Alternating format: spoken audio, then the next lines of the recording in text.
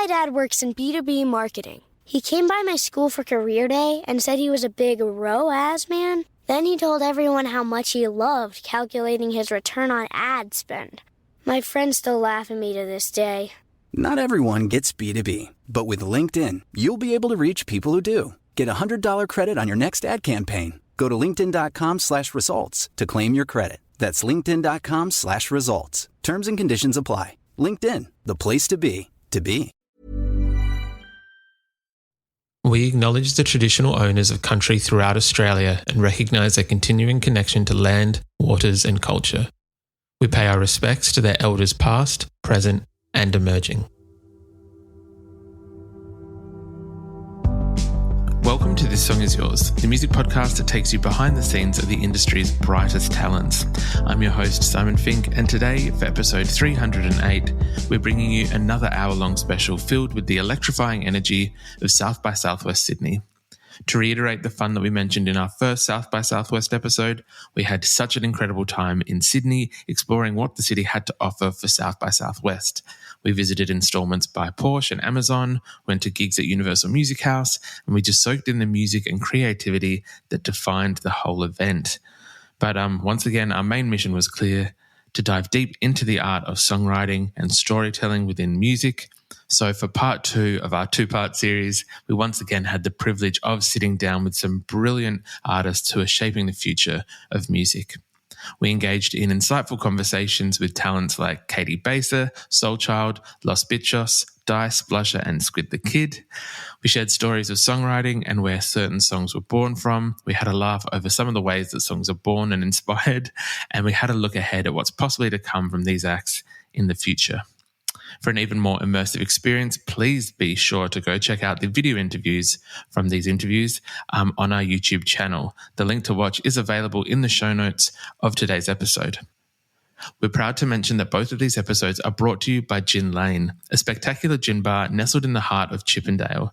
Their support allows us to bring you the best content from events like South by Southwest Sydney, and we couldn't be more grateful for their help. Before we jump into these incredible conversations, please make sure you subscribe to This Song Is Yours on your favourite podcast platforms. And also, don't forget to follow us on social media for the latest updates and our latest guests. You'll find all the details in the show notes for today's episode. So, once again, let's step into the world of songwriting and musical innovation with our talented guests from South by Southwest Sydney.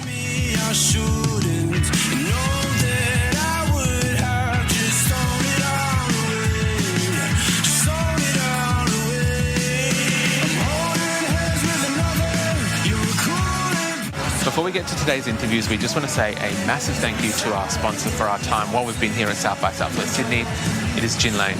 Gin Lane is one of Sydney's most unique small gin bars. It is located in the heart of Chippendale in a converted 18th century townhouse. It's a perfect spot to have a gin and tonic with friends, catch up, have a fancy cocktail. We just want to say a massive thank you to Gin Lane again for having us while we've been here at South by Southwest Sydney. Please welcome Caity Baser to the pod. Hello. Hi.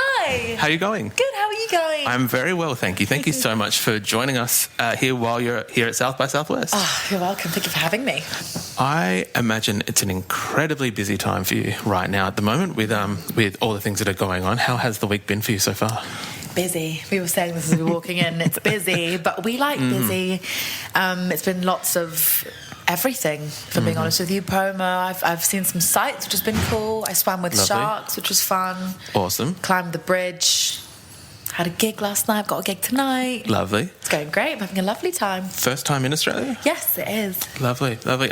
In terms of sightseeing, has it met the expectation that you kind of thought? Yeah. Yeah? It's beautiful. It's got everything that you could ever want. Beaches, city, lovely food, lovely people, surfer boys. It's amazing. The weather's not particularly appropriate for surfer boys British today, right but now, it's pretty British. So it's but fine. Yeah. Pretty British. It's very exciting because you are here for gigs, as you said, playing some shows. I know you played one last night here in Sydney. How did that go? Amazing. It was for South by Southwest, and it was one of them gigs where it's like sort of not corporate, but like corporate. Do you know what I mean? And it's always like, I never really know how those ones are going to go, how they're going to react to me, because I'm quite a lot, and I talk about things that are quite intense. But I sent it and it was amazing. I got in the crowd and I was going, wah! You just have to like overpower them with energy, and they're just sort of like, okay, fine, I'll have a little dance. Oh, good. I'm glad to hear people got into it. Yeah, they did. I was going to ask, so we are like a songwriting podcast and media channel. And what you kind of said, some of the subject matter of your songs, I want to get into in a little bit, but are quite like honest and forward, I want to say, and I absolutely love. I think it's a little bit cheeky as well. Yeah, I love that. I'm a cheeky girl. Has that always been the case in terms of your songwriting? Was that kind of from the get-go, I guess, something that you wanted to do with your songs? Yeah, I think so, because I don't know, people don't have time for bullshit anymore. I found out today that like people nowadays have an attention span of 7 seconds. How fucked is that? It's crazy. It's crazy. So I think 7 seconds, I haven't got time to lie to you. I've just got to be like, here's exactly what's going on.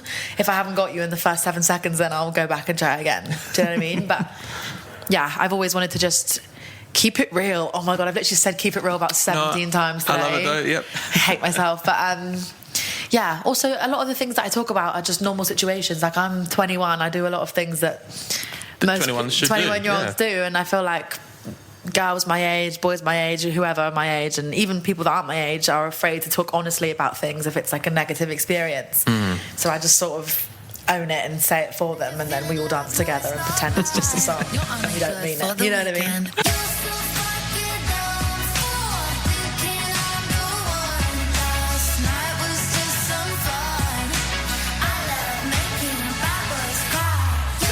I love that though, because it does kind of it does allow for, I guess, people who might be already having that experience of thinking about that, recognise it in the songs themselves, which is kind of cool.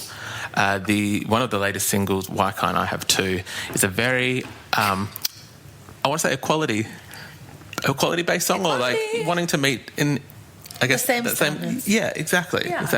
What was I guess the inspiration for that song in terms of what was it, the catalyst that kind of you were like, yes, let's write about this? It was about fancying two people at the same time, basically, and wanting to like have them both, but for like different reasons. And like I'd go and talk to my boyfriends about it, and they'd be like, "That's fucked up, Caity." But then my guy friends would come and talk to me and be like, "Oh my God, I fucked this guy and then I did this. Like they don't know about each other." And I'm like, well, I want to do that, and I'm gonna do that, and I'm gonna make a song about it. Yeah. And you know what? I should have known, because the two people realised that it was about them. And I get a lovely phone call saying, "I don't want to be a part of your life anymore." And I was just like, okay, soz. But you know what? I made a good song and I had a good time. So it seems to be resonating with people very well. People seem to love it. I, as I mentioned to you before we started filming, flew in today. I heard it twice on the way in transit today. Yeah. Why can't I have two? Where? Once in the airport, once in the taxi. Shut up. Taxi overcharged me, but good soundtrack. But yeah, no, so it seems really? Yeah. That's crazy business. How fun is that? In Australia? Kicking goals everywhere. Wow, that's crazy. How cool. I wanted to ask, I guess, just your initial introduction to songwriting, where you first kind of tried lyric writing, melody writing, and yeah. Well, I've always loved words, and I've always loved... It started off writing poems and stories. Yeah, when I was little, I used to just write poems all the time and read them to my mum, and then I'd start writing songs. The first time I wrote a song, I think I was about 6 years old. I remember I brought everyone into the lounge and I sang it to them, and everyone was like, "Great, well done, Caity, this is amazing." And then since then, I was kind of just like... Because I'm not very good at explaining how I feel with like talking words, and I know talking words are the same as singing words, but I feel like when you sing something, you could just say that it's a song. Do you know what I mean? So yeah, I struggled with like expressing myself when I was little, and I used to just write it all down into songs. And then my first good song I ever wrote was when I was about 12 years old, and I played it to my music teacher, and he was like, "Fucking hell, Caity, that's pretty good, actually." That's awesome. And then since then, yeah, I've just kept doing it, but more honestly now, I guess, because I'm more confident. Lovely. I know you mentioned showing these like journal entries or the writing to mum. What does mum make of the honest lyrics in the songs? Oh yeah, now? she's sort of just like, do your thing, girl. Yeah, love that. You get into it, bestie. My whole family is just like, get into it. That's like, awesome. Send it. Whatever you've got to do, girl. You know what I mean? Even my dad, like half my songs are about like sex and like boys and relationships. And then I'm like, Dad, this is my new song. And he's just there like, oh, this is amazing. Like, sometimes I catch him in the kitchen just going, 2, 4, 6, 8, all the time with my songs. Biggest fan is my daddy. We love him. In terms of the song getting a quality to that point, it's somewhat worked, I guess, if it is. Exactly. The boys love it. The boys love it. The boys love it. I got you, I want you made. Oh, why can't I have you? 4, 3, 2, 1.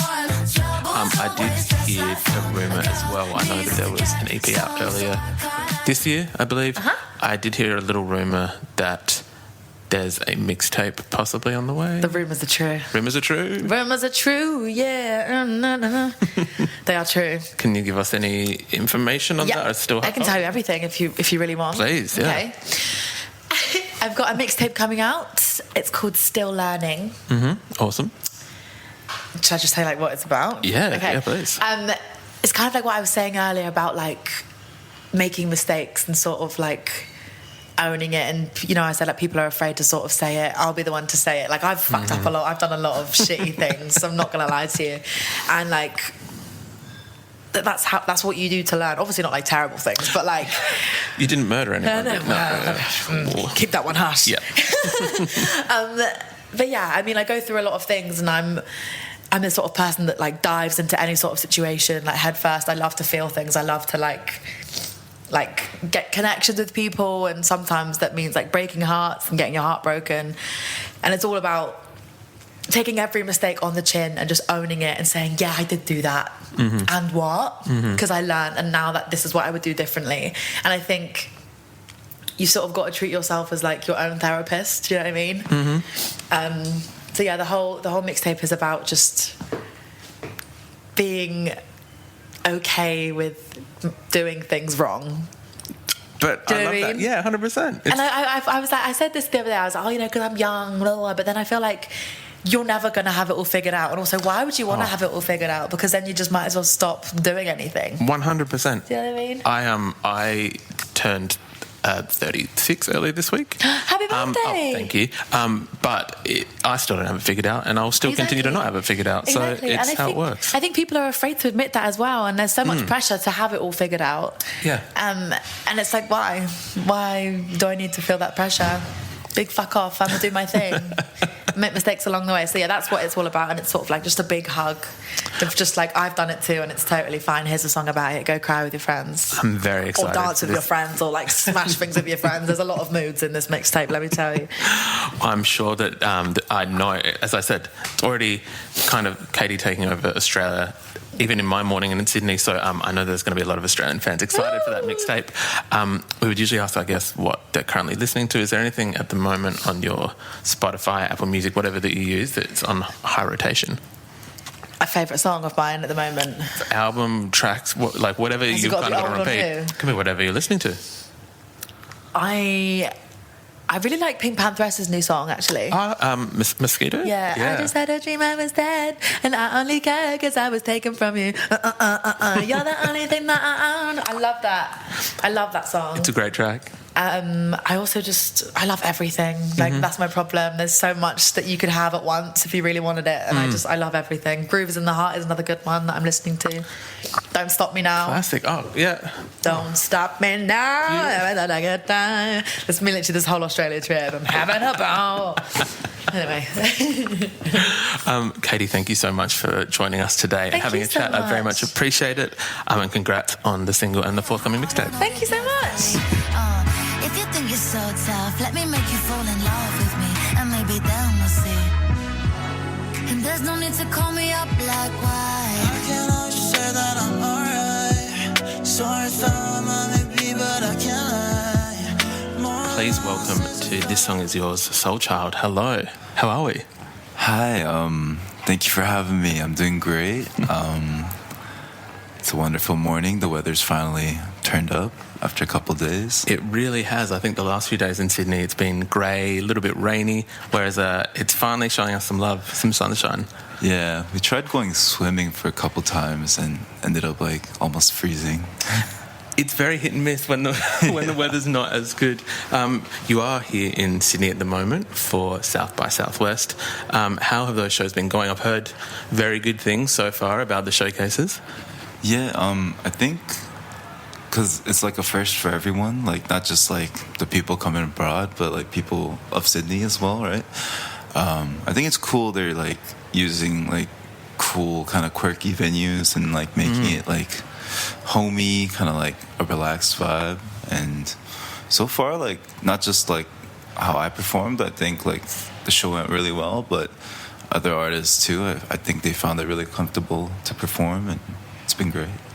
It is a really interesting kind of way that they've set it out. As you said, I think we've seen performances in like renovated churches, like small bars that we're in here at Gin Lane. It is like a really interesting kind of setup that they have. The showcases, from all accounts that I heard, I think it was the Wednesday night at the Blair showcase for Warner Music. Absolutely, I've heard nothing but rave reviews about your performance. Thank you. I tried my best. Is this the first like tour or showcases playing shows in Australia for yourself? Yeah, for me, like I have been to Australia when I was like 5, but like I was 5 first of all, and I think I was like very heavily into video games back then. So I was just like in the house. I didn't really go outside. Like I think I was in Melbourne or something like that. But as far as like showcase, any type of show goes, like it was my first time. The energy was wild. That's awesome to hear. With it being South by Southwest, and I want to get into your music in a second, but I know that prior to music you were a graphic designer and into graphic design as well. Have you been able to check out any of the tech stuff or the tech side of the conference? I would love to. I think we finally had our, like, after like kind of a tight schedule since I've been here, like finally had a free day yesterday, but we ended up going to like the fish market and like seeing like the city. So I haven't gone to the innovation, tech, or like gaming, which are all three things I have high interest in. I still love gaming.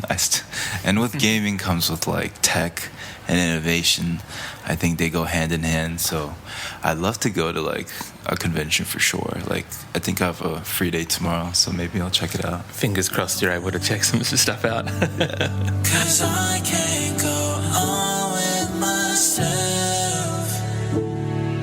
I'm falling out of circles. How are you finding the reception to these songs and the music? Are we talking about like in Australia or? Yeah, or just in general. I think like it's been great. Like I've been exploring like a bunch of genres. Like back when I started out, I was like heavily into like R&B / trap, even though I didn't make any records like that. But like I was very influenced by like artists like Party Next Door, like The Weeknd's. So I liked making like very like trappy sounds, but with like kind of like R&B vocals. But nowadays I'm going more and more into like the slower side of music, I guess. I don't know if that's the right way to call it, but I think people know that I don't really like bind myself to a certain genre or like a certain type of music, so they just take everything I give them as is, and I appreciate it. 100%. With I guess with having that freedom of not being bound by one genre, do you find that the songwriting process for yourself then changes with each kind of different song that you're making? Yeah, it's honestly challenging. And like when I feel like when I'm in like a creative process and I feel that like I'm feeling stagnant, where I'm just like repeating the same stuff or same material, that makes me really uneasy. So I try to get out of it. But it is challenging to sometimes, like there are I listen to a lot of music, like different genres. And sometimes I tackle those genres and it don't work out, so I revert back to my old style. And sometimes I hate that about myself. But yeah, it's there's a lot of curves in the creative process. 100%. I would love to know, I guess, if you're willing to share trying new genres. Is there one that you haven't yet tackled that you're wanting to kind of grasp or have a challenge with? To be honest, like, I used to not be the biggest fan of country. But I feel like even nowadays, like, urban contemporary country has like similar sound, like it brings out a lot of sounds from like ballads and R&B, like in a sense too. So like I thought it would be an interesting fusion to like kind of fuse country in. Like I'd never thought I'd say that. Like if it was 3 years ago, I would have never said that. Yeah, here we are. I look forward to maybe in 3 years' time we'll have you back on the podcast talking about your country record. Yeah, hopefully. I mean, you guys heard it here, so. For you, when you do hit those roadblocks in trying to write music, and it might be writer's block, it might be the sonic's not working your way, do you have any particular practices or exercises that you use to overcome them or try and push through? It's, I don't know if it's the healthiest thing to do, to be honest, but I think I generate like motivation and the will to write stuff when I'm not happy, when I'm not in like the greatest mood. I think it just comes along easier, and I've kind of like told myself that's probably not the healthiest thing to do. But especially like when you have a writer's block or like a creative block, it's like putting myself in situations under pressure, or like putting myself in situations where I could potentially feel a bit down or a bit like moody or a bit dramatic. It did bring like a different side of me, or like a more efficient side, or like I could see like the cracks in the wall that I can like kind of follow through when I'm in that state. But I do agree that it's probably not the best idea, but that's how I got along with it. Yeah, I think I can very much appreciate the what is it like? It's a cliche, and obviously sometimes it is not healthy. But the artist's struggle is almost like that kind of known thing. Yeah, I think I'm probably not the only one who like. They might not admit this, but like. Yeah, a lot of people go through this, I feel like. 100%. I think that's why the music of SXSW has been resonating with Australian fans, at least, that I can speak for. I can't speak for everyone else. That initial shift from graphic design to music, what kind of spurned that? What was it that got you interested in songwriting? So I graduated at an art school, not a big art school, just like more like a technical school. So I could like get a job right away, and I did get a job at an office as like at an ad agency, and the salary was good. Like everything seemed like the trajectory for my career seemed pretty good. Like if I continued on maybe 5-10 years down the line, like I'd have a stable life, like maybe a family or like a home maybe. But like the first year working at an office, like being there from like 8 to 6 or like I don't know 9 to 5, it was like very unbearable for me. And I was also in a situation where like I was in a big Asian community. I am Korean, but I worked at a Chinese company, and the language barrier was like very strong for me. Like although there was like a translator there for me, yeah, he didn't show up much to work. So I was kind of left to my own devices a lot, and that really like put me in a sad mood. And I think one day, like I've always wanted to do music. I did music in high school, like in middle school. Like I was like in choir. I was doing like chamber choir type stuff. Like, so I really wanted to tackle it. So like I made a song out of like frustration one day, like while I was working, and posted it on SoundCloud like all the good up and coming artists did back then, and gained some type of traction. And after that, like I kind of slowly just killed off my graphic design career and just went full speed at the singing thing. I think that it has worked out because it seems to be doing very well for you. You seem to be, I want to say, like touching a lot of people in terms of your music and impacting their lives. A lot of fans here in Australia as well. I know that we've spoken about the most recent single. I guess in the next 6 to 12 months, what can we expect? Not to get anyone in trouble, can we expect a collection of songs at some point? Yeah, there's no trouble. And I've kind of made it known, like subtly here and there. It's like probably by next year I'm gonna have an album out. Fantastic. It'll be my like first full-length album, so I'm excited. Scared, excited. I haven't done anything like this ever before, so. But yeah, next year I'll have a full-length album out for everyone to hear. It'll be different. At least that's what I think. But yeah, I'm mixing in a lot of genres, more than I've done before. So I'm excited. That's super exciting to hear. I know that there's going to be a lot of excitement around that album. We would usually ask, I guess, what they're currently listening to. Is there anything at the moment that's on high rotation for yourself? Hard rotation. I do listen to this artist called Kyle Dion. Like, I think his latest single, like Boyfriend Jeans, I think that's really, like, that. I put that on repeat a lot.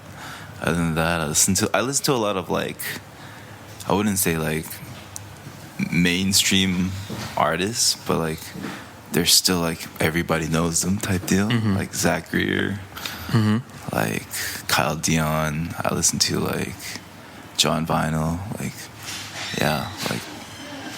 How do you usually find the music that you're listening to? Are you someone who follows the algorithm or friends' recommendations, or? Yeah, I don't know if I can say it, but like, you know your Discovery Weekly. Yeah, that plays a big part. And sometimes like I get to like, I don't know, like I found like some dude that made this like 9-minute soundtrack. His name's Kai, and he has this song called like Red, and it goes through like. I don't know, like goes through 4 genres at once in one song. I was like, that's super cool. And yeah, those all pop up in my Discovery Weekly. Yeah. That's awesome. I absolutely love that. SXSW, thank you so much for joining us today. I appreciate it. Thank you, Simon, for having me again. Thank you. My pleasure. Tired of being numb, like my mind is frozen. The air is too tight, but I say I'm alright. Don't say I'm too.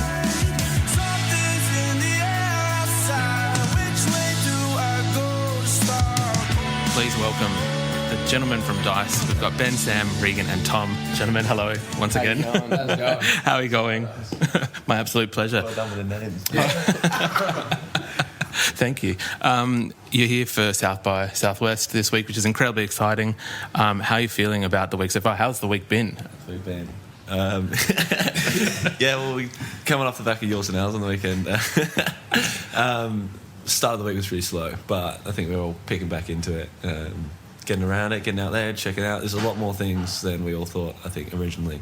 It's like hard to wrap your hand around the scale, the size of this event. Yeah, I think once, because we've been here for a couple of days, we've kind of understood and navigated our way around. So I think today will be a big day of kind of experiencing what South by Southwest have to offer, and hopefully, catch a couple acts. And then we're obviously playing tonight at I think the Powerhouse, at 8 p.m. So it's going to be a good day. That's incredibly exciting. Is there anything on the list of non-music, and we'll get to the music acts, but anything on the non-music side that you guys want to check out? I think we might go have a look at some of the gaming expos. I know our crew that have come along with us were absolutely ecstatic about going to test out some games, so I think we might go have a stop. But otherwise, there's a lot of musical kind of acts and exhibitions that we're definitely going to have a check out. It's incredibly exciting, and I know there's a lot of excitement about your showcases and your gigs that are going down. Have you played any yet this week, or is they're all ahead? Yeah, we played last night at 6 o'clock at the was it the Chipper Hotel? And actually went really well. We're not too used to that style of performance. It was a quite small stage and an underground environment, but it was pretty pretty fun. I think we played a pretty good show, so can't really complain. We've had a few acts chat to us today and over our course at South by how the audience is slightly different because it's technically like an industry thing, but you do have punters there as well. Do you find yourself working that little bit harder to try and sway the industry people to have a bit of a boog?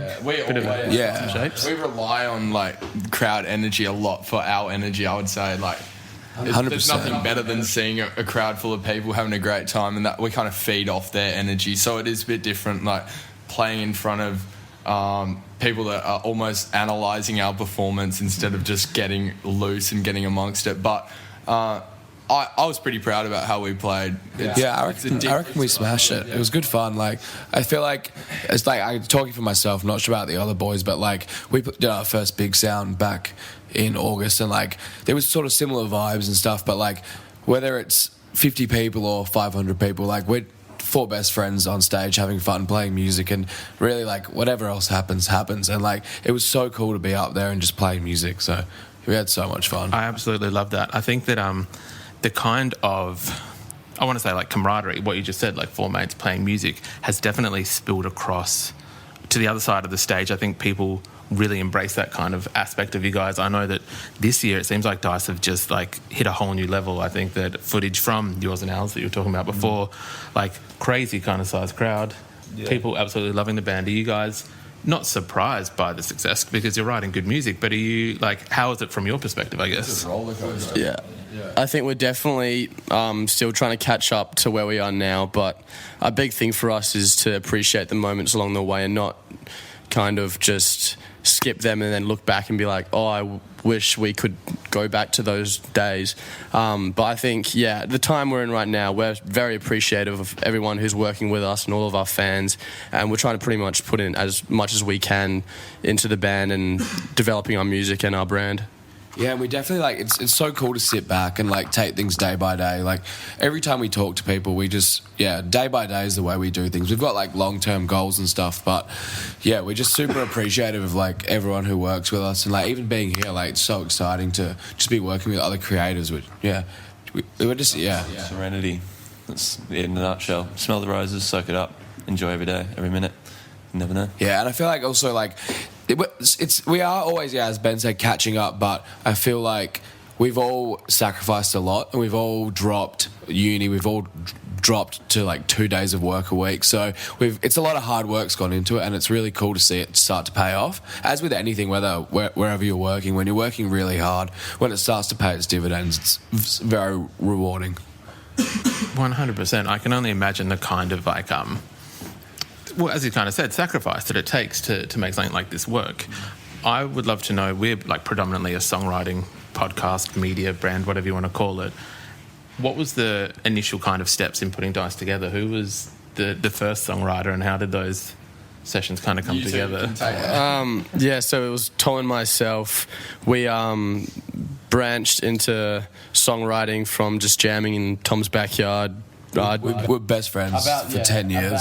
About like when COVID kind of ended and restrictions were lifted in Perth. So that was about end of 2020.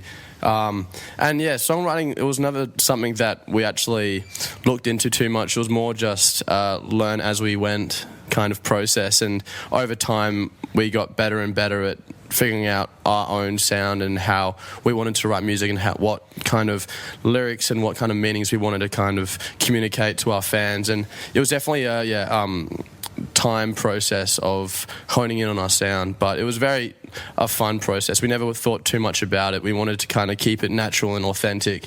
And when we got Regan and Lenny in, it just kind of expanded our kind of brand and made it even better. And especially the last year in our most recent EP, Time Will Tell, is definitely going towards exactly what we want our Dice sound to sound like.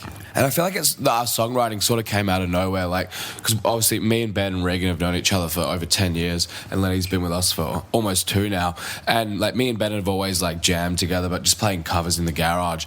And then when I moved out, like at the start of 2020, there was just one day, and I've actually got the video saved on my phone where we wrote Reality the first time, and it just came together so cool. And we were like, we've never actually tried to write our own stuff. Like Ben had done a little bit of stuff, and then we were like, oh, who else could join the band? We called up Regan, and he tells this story all the time about how he came over and he's like, I expected it to be horrible. He's like, these guys like, oh, we got a song we wrote. He's like, this is going to be awful, and he always tells the story. He's like, I was very impressed, and he goes, this could be something very fun. And since then, like, we've had a sick time. Since Lenny's joined, we've stepped things up. Like, Lenny holds us to a very high standard because we're all self-taught. Regan's had a few lessons, but I taught Ben guitar. I've learnt from YouTube.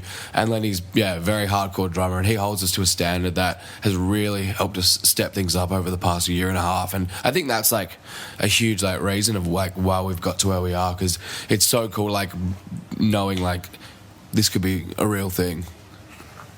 It definitely seems like this is, it is a real thing because you're here at South by Southwest playing gigs. Yeah, you're kicking goals. I know that there was, what was it, the most recent single, Supervision.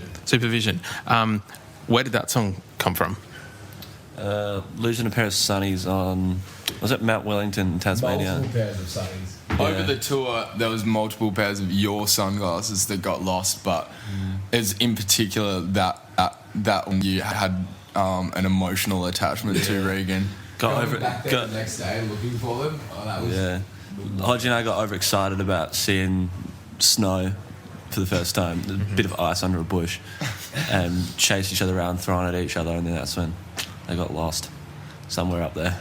So if you find them, let me know. I'd love them back. Yeah, as I was writing the lyrics, so I love trying to kind of make the lyrics so it can be interpreted in multiple ways. It doesn't have to be necessarily just face value. So yes, it was about losing sunnies, but it was also about the kind of emotional attachment to material things that a lot of people go through, and the withdrawals and just everything about losing something and how you're affected by it, or if you obtain something, how you can get hyper obsessed, even if it's just about a pair of sunnies, as we say. So it was a kind of a cool concept to play around with, and I think, definitely related to a lot of people that listen to it.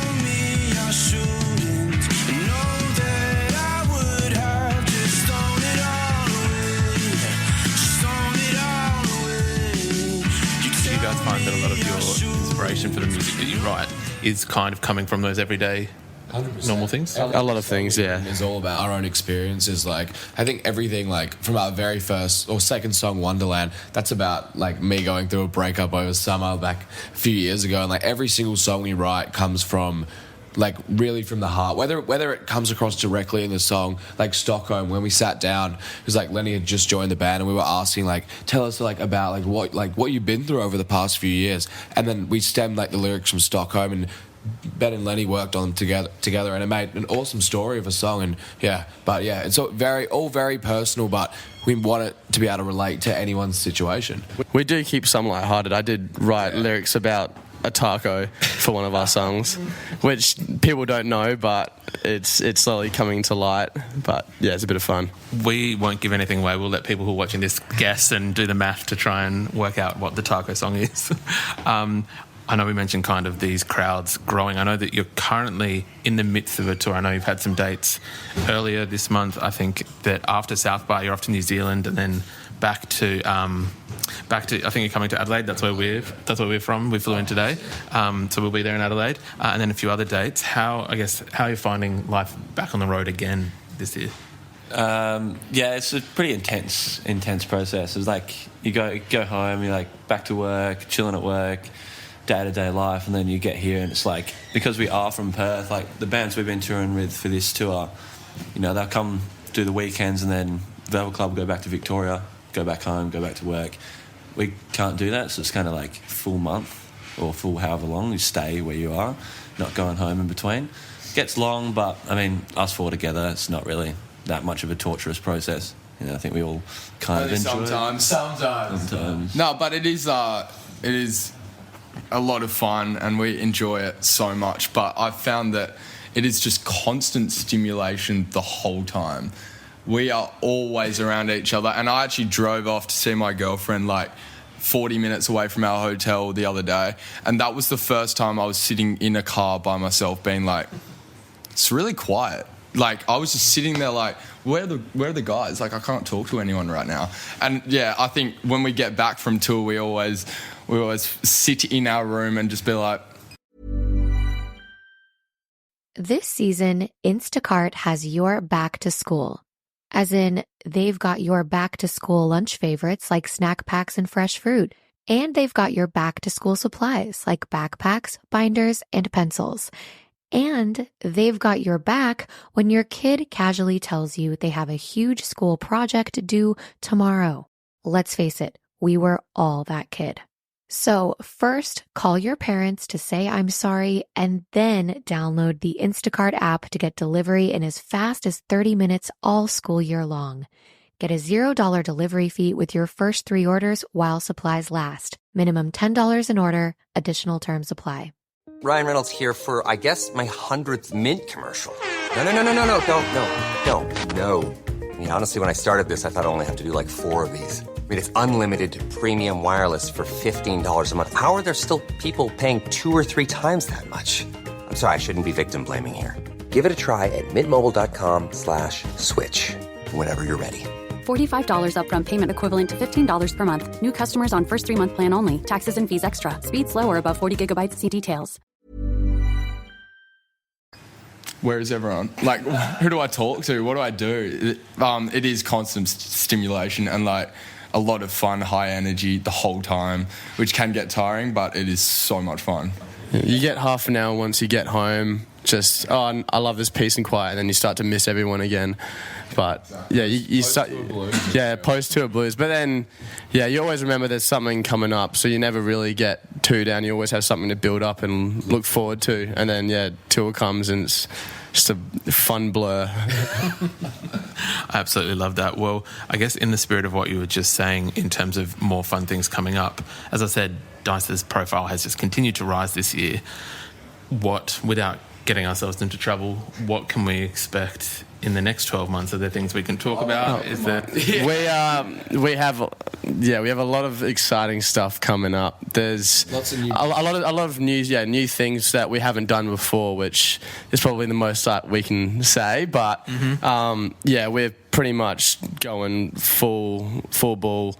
Pretty much all of our time's committed to doing stuff for the band for the rest of the year, and it's hopefully going to pay off. We've honed in on exactly what we want Dice to be and what we want to give to our fans for the next year, and it's definitely something that we can proudly say that time will tell, and it's definitely something to look forward to for the next year. Yeah, we're all super excited about everything to come. We've got heaps of touring coming up over the next 12 months, heaps of festivals over New Year's, and then we've been in the studio pretty much since Splendor. We've been on and off just working on new stuff, and we all work. Well, me and Lenny work together. Lenny and Regan and Ben work together, so we don't get away from each other. But that's the beauty of it.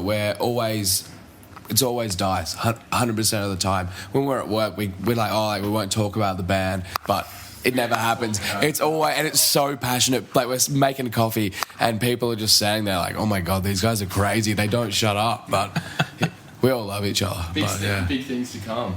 That's all we got to say about that. Big things coming. Yeah.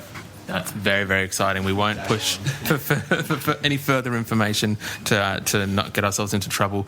Guys, we would usually ask, I guess, what they're currently listening to. We might even go like down the line. Yeah. But I can start the other end if that helps. I've got a lot. Yeah. Okay, all right. One song. One band. I have to say Oasis Slide Away is the tune of today for me. I can't stop listening to it. It got me hyped last night because we played at 6 o'clock, and before that I was sleeping, I think at 5 o'clock, and I had my headphones on, and and my eye mask.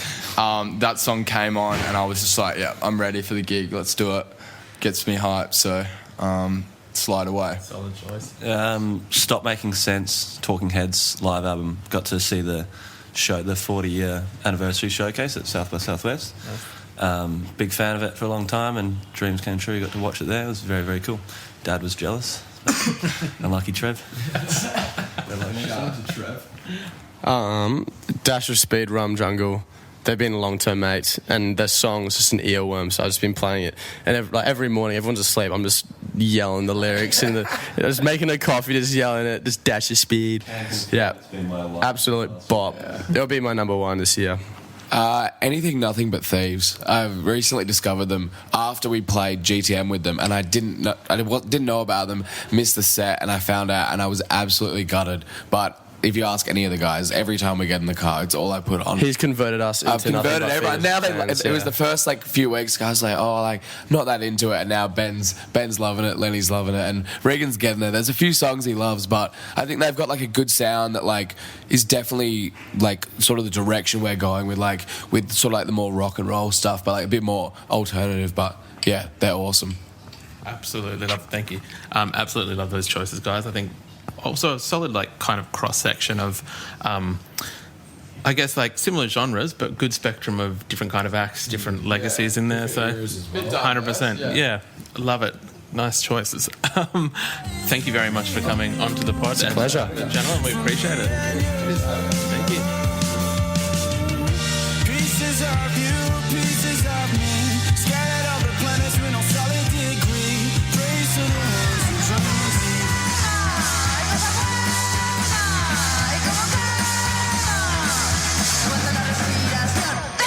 Please welcome Los Bitchos. We have Nick, Joe, Agustina and Sarah. Welcome. Yay! Thank you. How has your South by Southwest week been so far? I know that we're a few days in, but how's your experience going so far? It kind of just started for us, really. It starts today with our first show tonight, but so far we've mainly just been battling our jet lag and found our way around Sydney. So I feel like we haven't quite got into it yet, but we will today. Have you been able to check out any of the instalments, anything so far of the conference? No, honestly, we've done nothing. We went to the Opera House, though. Yeah, not South by Southwest, but it's an activity. Show part of South by, or was that just that was their headline show? We went to see Sorry play at the Oxford Arts Centre, but I think that was just their show. Yeah, that was their headline show. I'd say that still counts. On the South by website. We've seen music. Yes, and the Opera House. I know there's a lot of excitement around your show this evening and some of the shows that you're playing. Great. You guys seem surprised at that. Yeah, we've just never been there before. Yeah, we've just never played in Australia before, so it's just nice. A nice surprise. I guess, that was where I was going with the next part. Are you surprised with the success and the popularity of the band? Because we've only been here today. We flew in from Adelaide very early this morning, but I've heard people talking about Los Bitchos all day throughout the little laneway. Yeah. So I know there's a lot of excitement. That's amazing. Yeah. Are you guys? I imagine you're excited about tonight's show as well. Yes. No, we are. Fast forward, there's no one there. Yeah, it should be great. Yeah, and you know what? When you've never gone to a country to play before, you just don't know what to expect. So anything is good. We're just happy to be here. It's amazing. Yeah. I love that kind of I guess that enthusiastic nature in terms of just rolling with the punches almost. That's what we've been doing. Yeah. Since the beginning. Take it as it comes.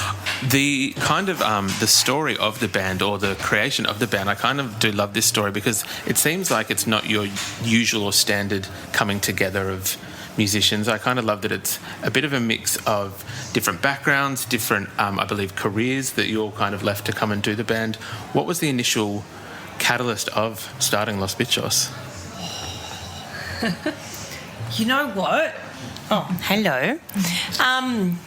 Well, many years ago, I was playing drums for a band called Kid Wave, and that was happening, and that was coming to an end. And myself, I was, kind of at a bit of a loose end in terms of projects. And I'd been doing these little, weird jingle type of songs for many years. But, the lyrics and, me being on top of them was never really sitting quite right with me. But I was like, damn, those backing tracks sound good, And then eventually I got listening to this really cool compilation called The Roots of Chicha, which is a Peruvian cumbia compilation. And then it's just man, you can just do instrumental music and it's, it's wicked. So me and, I met Agustina at this party. Yeah, in the pond. Yes, I fell into a pond. thought that was the venue name, but No. It was a house party. Yeah, and she was very kind. And then she was like, I would like to join the band. And I was like, yeah, I always great. wanted to play guitar because it's like really big instrument in South America. Yeah. So I want to play guitar. And so I was like, do you know how to play? I was like, no, but let's just do it. Yeah. I mean, the catalyst was just love playing music, love writing music, and just nice to not have to think of lyrics and to be pressured to like sing on something, because it was just never something that came super naturally to me, but playing stuff did. 100%. I know. Sorry. I know that when the band started, that there was some kind of what's the word? I know that the press kind of focused a lot on the fact that there was no lyrics or that there was no singing, and I imagine that's kind of frustrating, especially if that's the intent of your project. At what point did you kind of allow that to just wash over your back in a way that it just kind of wasn't, you're still doing you and still able to make this incredible music? I think we never cared. Yeah, no, I think it's just always been water off ducks' backs. Some people have asked, which is fair enough. That's okay to ask. But we've just always been pretty firm that this is what the project is. It's an instrumental project. And sometimes we like to do little yells. Yeah. Or little sassy, little fun sassy sayings over stuff. But that's just what comes naturally to us. That's it. I think there was a cover of Tequila, which I think if you're going to have any lyrics in a song, that song covers quite well with the project. Yeah, and Agustina just makes them up. Yeah, it's another real lyrics, so yeah. It's like our own Tequila version in a way. Yeah. I do love that. It's unique. Yeah.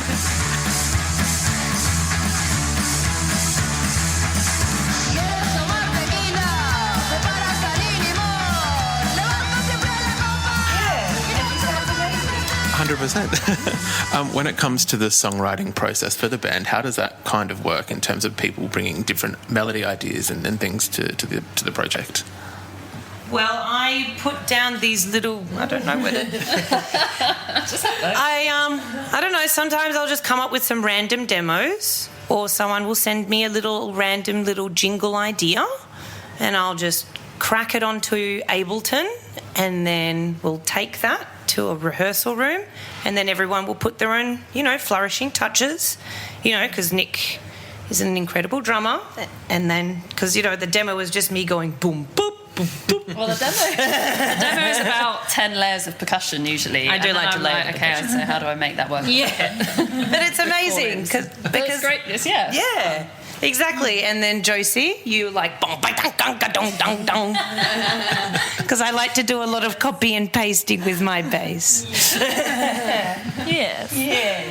But it's just, and then Agustina just deranging her little deranging guitar synth stuff over it, which is always fun. And it just, I think they really come to life when we all come together and play them in a rehearsal room together.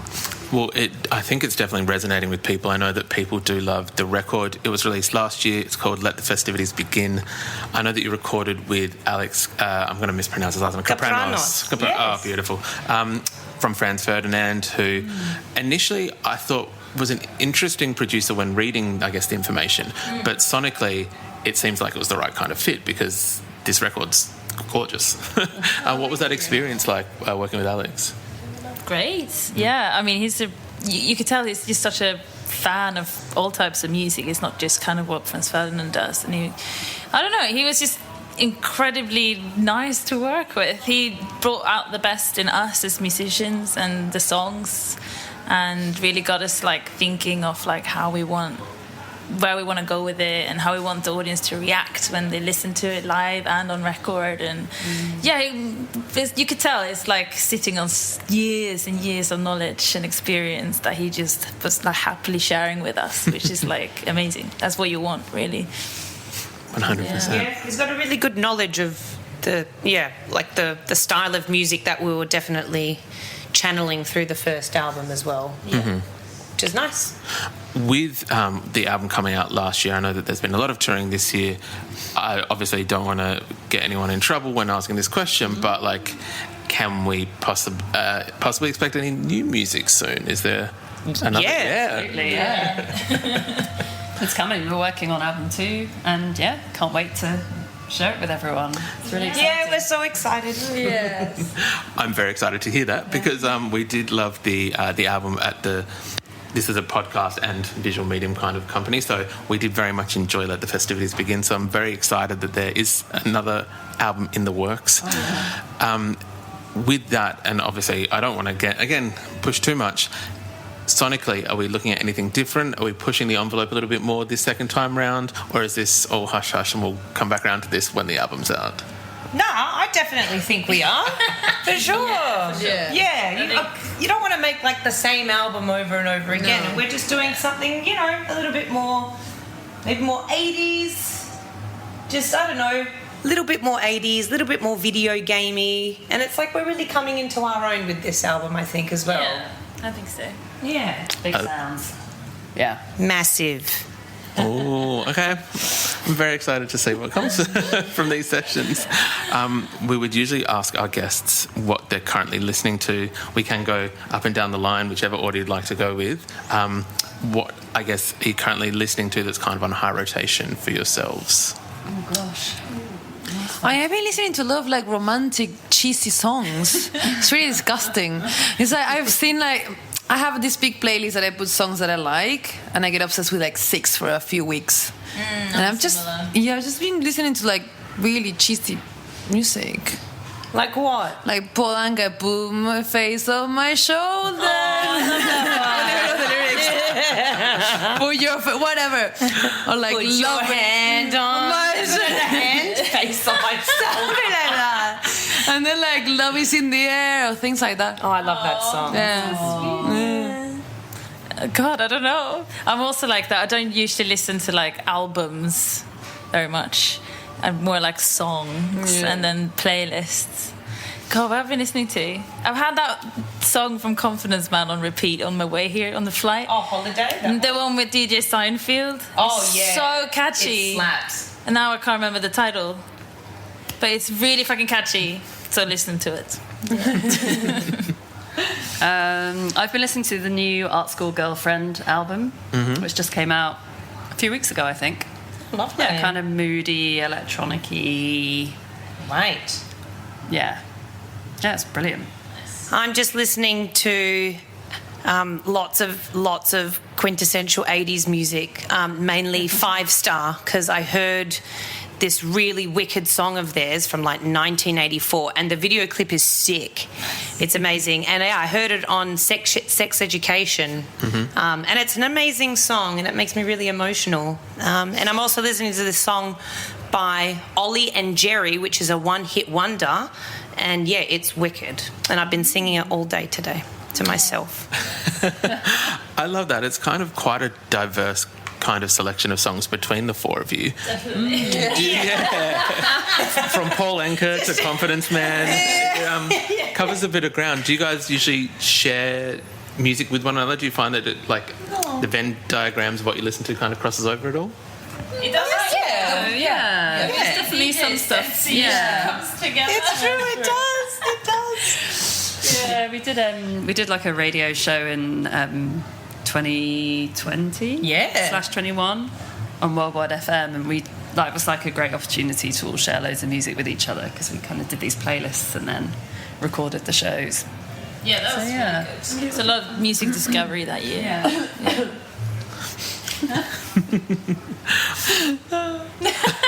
I got nothing to say.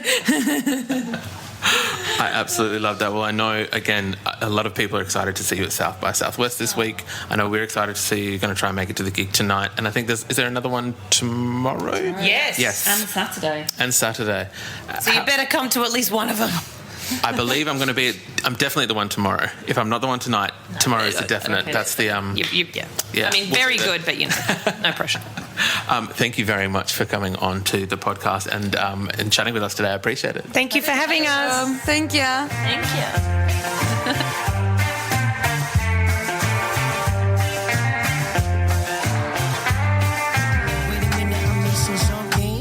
you. can still hear my stomach rumbling. This is shit feeling, it's hard to function. Refuse to get in bed, fuck the cuddling. Please welcome Squid the Kid. Hello. Thanks for having me on. My absolute pleasure. Thank you for coming, mate. How has your South by Southwest week been so far? Definitely been a bit hectic, not gonna lie. It's a bit overwhelming, but in a good way. You know, there's a lot of acts and a lot of cool venues to check out and cool conferences to go to. But yeah, it's just a massive hub of like, you know, networking and meeting new people and interacting with different artists, and it's cool. 100%. It's really nice. We've spoken to a few different artists in our time here so far. I do want to get to music, obviously. Have you seen anything non-music related of like the conference that kind of has interested you? I think we had someone yesterday who's like they're like a pop producer, but they went to the NASA thing to listen about like biodegradable food for the future or living on Mars or whatever. Have you seen anything? There's a few AI stuff that is on today that Montel's, like my bass player, is going to. So depending on the time, I'm very keen to check that out, just to hear about like, you know, the state of AI and like what's to come. Because that's like, you know, as everyone knows, it's been pretty hectic, you know, whether it be music or just in general.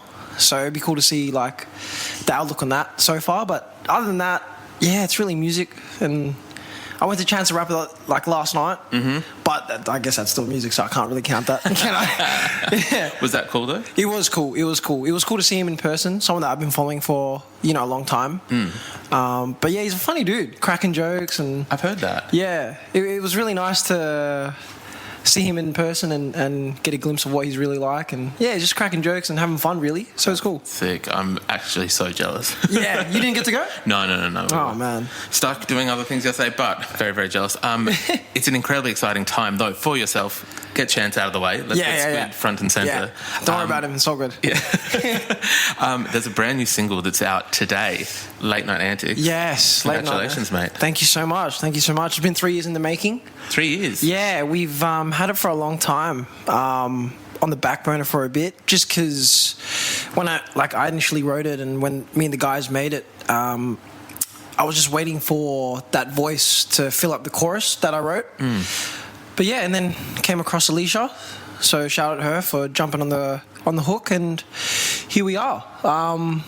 Yeah, it's been a crazy journey for that song, especially a lot of trial and error, because there's a bit of a surprise in that one when you guys have a listen. But yeah, to get to this point now, it's honestly been unreal. The amount of times I've wanted to force it and push it out and get someone that I'm like semi, you know, thought about like, oh, it could work, but I know deep inside I wasn't really happy with it. So, but now we're at a point now it's out in the world and for everyone to enjoy. But yeah, it's cool. It's a fantastic track, mate. So you should be very proud. I'm glad that you so kind of held on to it until you're ready to put it out there, because it is a gorgeous track. I don't want to spoil the surprise that you just said. Yeah, but I did very much enjoy the. I'm trying to use like the least spoilery words that I can. Yeah, for sure. The intent of what you've done with the surprise in matching the thematics of the song. Yeah. Without spoiling anything. I feel like you know how the Marvel people do, like, and like Tom Holland gets told off for like spoiling. Yeah, that's how I feel like there's a guy with like a blow dart. Yeah, ready to come for us. Yeah, because we can't spoil it. Oh man. I won't say any more, but I did love that there's obviously a lot of thought put into that aspect of it, and that sometimes subverting the expectations of the listener can really like elevate a song. For you, how important is that aspect of songwriting in terms of like not keeping the listener engaged, but like I guess keeping yourself engaged and keeping that interesting kind of things happening throughout, not getting stagnant or... Oh, for sure. You know, like I think I know a lot of people and a lot of artists that I've come across like put a lot of meaning to their music, which is fine, you know. But I sort of taken a different route, and I like to focus on the sonics and how it makes a person feel, you know, like just the change of dynamics and stuff like that. And at the end of the day, I want to make people feel good when they listen to it and feel like they're having a good time, and that's what it is. Yeah, my music may not be as meaningful or as deep as per se, but in terms of like the vibe and the way I can make like a person feel after listening to it, and especially with this one with a bit of a surprise.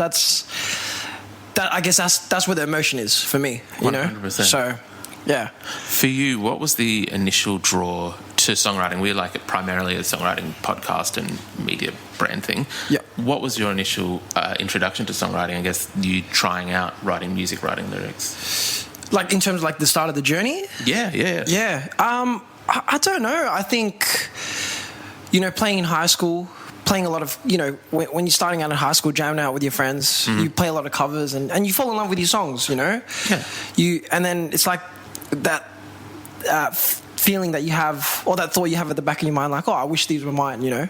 Just because it makes you feel a certain type of way. So it's like, okay, cool. Why don't I, obviously, with the intent of chasing this dream, why don't I sort of try and build that sort of, you know, thing for myself, you know?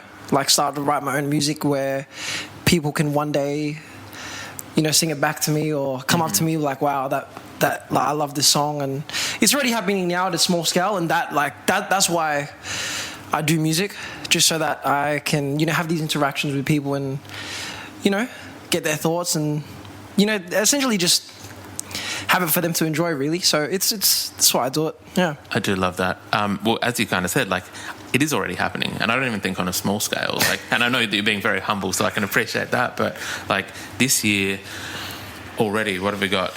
I think like your profile just in general has been rising this year. Yeah. I've been seeing Squid the Kid a lot more on like. Is that a plane? That's all good. I'm not sure how loud that will be, but yeah, we'll edit around that. It's all right. I have been seeing, Squid the Kid on like a lot more playlists. I know you played Listen Out. I believe you supported Phony People only this week. Yeah. Last night. It's been a crazy week. Yeah, it's been a crazy few weeks actually. So how are you kind of dealing with all of this? Not brand new attention, but like, how are you feeling with all these new fans, all these people kind of getting on board with your project? I think it's just. Yeah, I always tell everyone that I don't like to celebrate much. I like to keep my head down and keep pushing forward. But I think when it comes to these, you know, new interactions with, you know, fans and stuff and people coming up to me and, you know, saying how much they like my music and how much they listen to it, that's the celebration for me, you know. Even like being behind like acts that I've followed at Listen Out, you know, followed for a long time and idolized, like, you know, Skrillex and Young Franco and Kenny Beats and stuff like that. Like, to me, that's a celebration, and it's cool. It's been crazy, but yeah, I don't know. It's pretty surreal, to be honest. But that's what keeps me going. Like, I've already, you know, I've got a pretty good mindset in terms of working hard and stuff. But when you got people coming up to me and young kids coming up to you, like saying, "Wow, I love, you know, Getaway," for example, it's like, wow, no, okay, I got to keep going. Like, I got to keep pushing. That's what gets me up in the morning, and yeah, that's awesome. Got to keep I going. love that.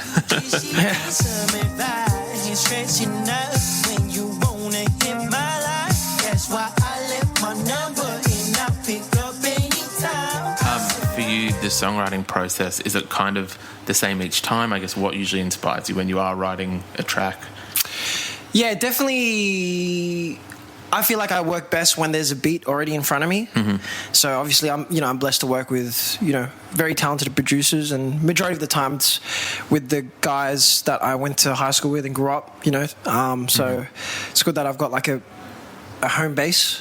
Yeah. Obviously reaching out to other people now as well, but for the most part I've got a home base, and, you know, once the beat's there, once they give me the okay to start writing, I jump on it. I feel like that's where I work best, when I hear something, just so I can properly catch the pocket.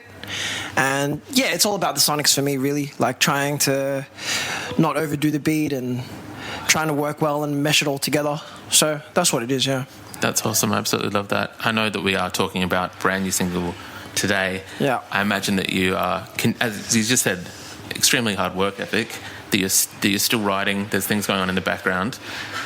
Can we expect, without giving anything away, again, I'm still sure that there's that guy with the blue. Yeah. They're coming for us. Yeah.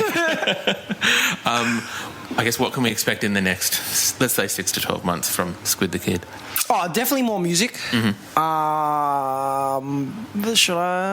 an EP in the works. Let's just say that. That's terribly exciting. It's good. I've always released singles up until now, so it's good to have like even a little body of work. So I'm keen to see how that turns out. We're still in the early process, still early stages of building that. seeing how that looks like. But I'm pretty excited to just, I've been, as we said, like, listen out, and, we're here at South by Southwest and opening up for friendly people and stuff. So we've been on the road for a bit, past couple weeks. So I'm keen to get back home and just like lock myself in the studio for like a few months and get ready to ramp back up in the start of the year.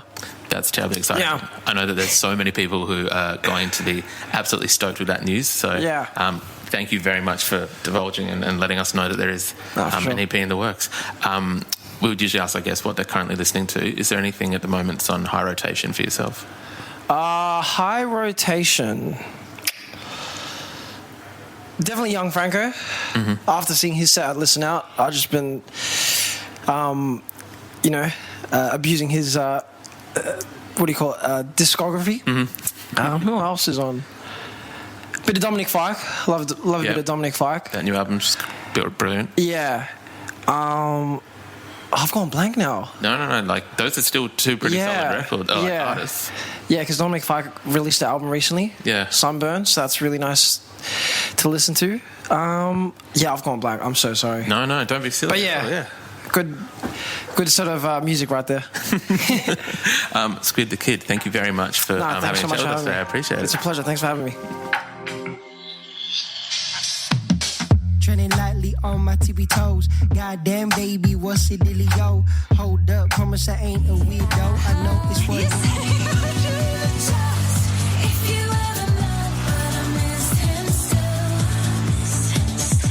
Please welcome Blusher, Miranda, Jade, Lauren. Hello, how are we all? Hi. Good, how are you? I'm good, thank you. I need more microphones, don't I? Oh, yes. I just completely... Hello. Hello. Thank you so much to all three of you for coming and joining us here at Gin Lane today. We're here in Sydney at South by Southwest. How has your week been so far at South by? It's been great. We had our first show last night, which was super fun.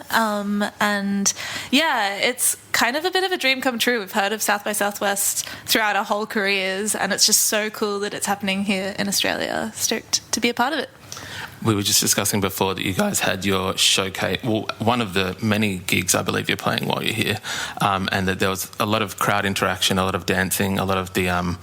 I don't want to do it because I'm not going to do it right, but I know there's a bit of rocking back and forth. Nailed it. Yep, nice. The gig went well, obviously.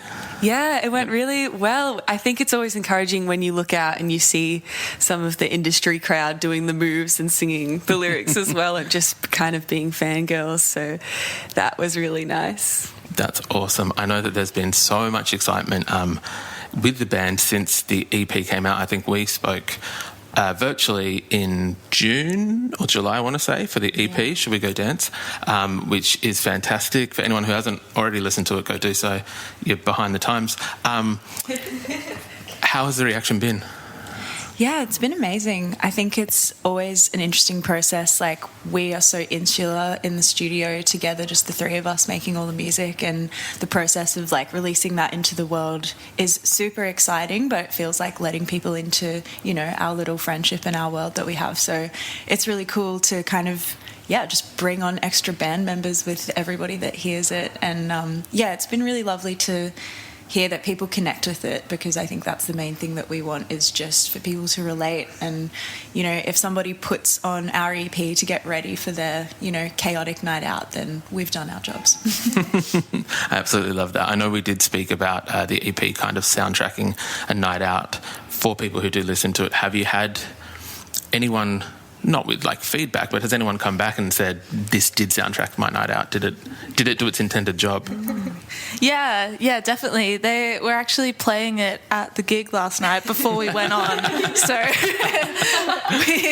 it's soundtracking our own night out. Yeah. But we have had a few friends come back and, I don't know, just like... tell us the stories of listening to the songs, when they're getting ready, when they're putting their makeup on, when they're driving, when they're with their friends. It's really cool to get that kind of response that it exists in people's everyday lives. Shout out to Carrie on our American team, who is in a moon boot for her ankle, and said that for her first night out back on the town in her crutches, she was like, I'm listening to your music to try and psych myself up to get out of the house. And we were like, okay, it's working. Yeah. It's exactly what we wanted. Even for those somewhat impaired, still doing its job. Exactly. That's fantastic. I did see footage, and I've heard little bits, whispers here and there, that you're working on some new music as well, possibly. Maybe. We might have just played one of our new songs for the first time last night as well. Very exciting. Which is so fun. We've just been like in rehearsals preparing some new moves for this song that we're very excited about. Not sure if we can say too much about the release date, but it's coming. We're very excited to show you. We'll gladly take any information that we can. I know that while you're in the studio as well, and please correct me if this is wrong, I think working on new music, and someone was working on a Maddie Healy impression somewhere along the way. There's a joint effort in it. There's a joint Maddie effort. Healy in it. It's a crossover of Oliver Twist meets Maddie Healy, kind of like he's just talking about how love is like gruel to him, like a drug to him. The way that gruel is to Oliver Twist, I guess. Yeah. Mm-hmm. That's incredible. Take this away from me. I'm not going to make anyone do the impression. I'm glad we got to talk about it. We won't force anyone to act it out.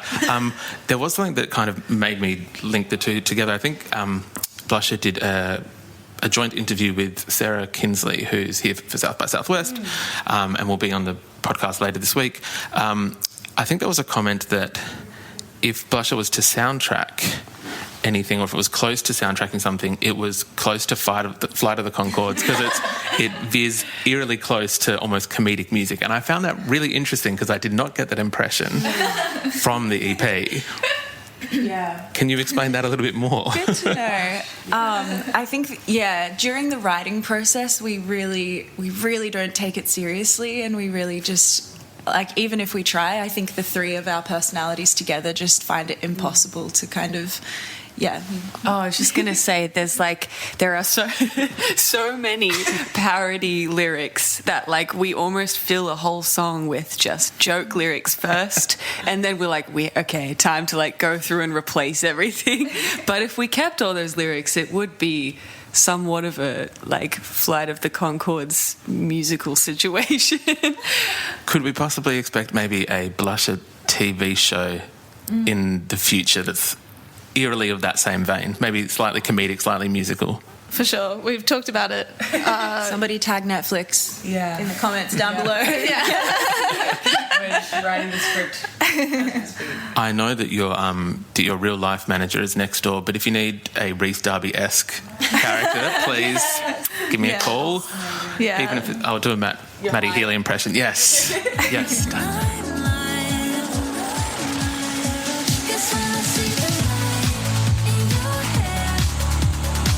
Just after we spoke, you were about to support, and I'm going to mispronounce it like I did at the time, Tuvalu. Nice. Tuvalu? Oh, yes. How'd the shows go? They were super fun, and she and her band are so incredible. Like, we're so inspired by her, and it was such a dream come true to, be able to play those shows and also be able to party with her afterwards a little bit. Nice. They were really fun. Awesome. Can we expect any further Blusher shows this year, not just for South by Southwest, but around the country? Yeah, we're playing Beyond the Valley, a festival in Victoria for New Year's. So, that's our New Year's plans sorted. We are also, I don't know if we're supposed to announce this because it hasn't really been announced, but we're going on tour supporting Daddy Freya in the UK and Europe. So maybe just check if that's on the record. But when it is, we're really excited. It's our first, like, really big tour and our first international, run of dates. So pretty nervous, just booking hotels, just sharing one big king-size bed with 3 sleeping bags, 3 little nightcaps. But that's really exciting. And then we have a few shows planned for next year as well. So. Look, that is all terribly exciting. And if it is still under wraps, we'll simply edit around that? Like it never happened? I don't know. We mentioned it this morning, so It's in like a couple it'll be announced. Yeah. It's starting soon. I know when we spoke previously, we discussed, because usually we'd ask, I guess, what they're currently listening to. I think we discussed what you would play when you're DJing at your gigs, because there was a lot of discussion of So Fresh music. There was a lot of discussion of like dubstep remixes, I think, as well. I will give you the opportunity now to advise what you are currently listening to, if there's anything on your streaming services, vinyl players, whatever it is that you listen to music on, what you're currently listening to. Yeah, something current. I'm just loving the new Troye Sivan album. I feel like there's some really fun dancey songs on that, and maybe just a throwback as well. I've been listening to a lot of the Madonna album, Songs from the Dance Floor. Is that what it's called? Confessions on a Dance Floor. And yeah, I used to listen to that a lot as a kid, so I've just been like listening to that and getting so nostalgic, and I used to dance around to that in my garage with a little CD player and pretend that I was the DJ. Yeah. Nice. That album is actually inspiring some of the music we've been writing recently, which is really fun, as well as the new Kylie Minogue album. So much fun. It's so exciting to see her just releasing such energetic, exciting pop music. So yeah, we've been getting into that. Yeah, definitely. I've been listening to a lot of Dane, who is an Australian artist that's like very pop, but also just reaching a lot from like hyper pop and like some metal and stuff. I think she's amazing, and also been listening to one of her producers, Lonely Spec, who's a really sick producer from Australia as well. And yeah, just like lots of house music. Just I think my recent search on Spotify was 90s house classics, trying to probably find some like bass sound inspiration for our stuff. But yeah, it's a real nostalgic journey. Some very solid choices across the board there. I think some incredible choices. Blusher, Miranda, Jade, Lauren, thank you very much for coming to chat with us today at South by Southwest. Thanks so much.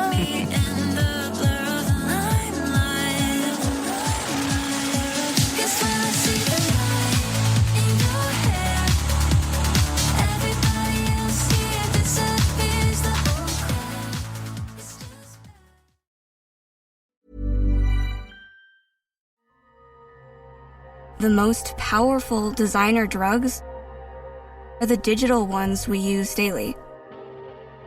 And we get high off them. When touch, tap, like, scroll at a time. You know, just like tech creators want us to. Use digital without digital using you. Learn more at sync.ithra.com.